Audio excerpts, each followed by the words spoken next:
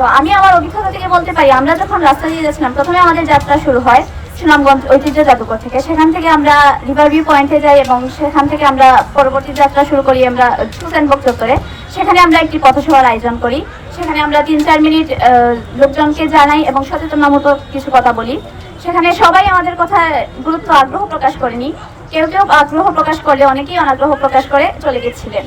তো তখন আমরা ওইখান থেকে বিহারি পয়েন্ট হয়ে এসপি বাংলা মোড় পেরিয়ে কলেজ রোডে যাই। সেখানে গিয়ে আমরা আমাদের নাস্তা সম্পন্ন করি এবং সেখান থেকে একটু হেঁটে কলেজের গেটের সামনে যাই। সেখানে কিছু আপু ভাইয়াদের পেয়েছিলাম।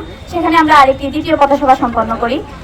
সেখানে আপু ভাইয়ারা দেখছিলাম আমাদের কথাগুলো গুরুত্ব সহকারে দেখছিলেন এবং আমরা যা বলছিলাম তা শুনছিলেন। একদিনের নোটিশে বা 2 দিনের নোটিশে আমরা করতে পারি। স্কাউট একটা জিনিস সদা প্রস্তুত থাকি। আমরা আমার বন্ধু জাহাঙ্গীর বলেছেন, আমরা 94-এ স্কাউটিং এর জাম্বুরিতে অংশগ্রহণ করেছিলাম। সুনামগঞ্জ জেলা সারা বাংলাদেশের মধ্যে সেকেন্ড হয়েছিল স্কাউটিং এ।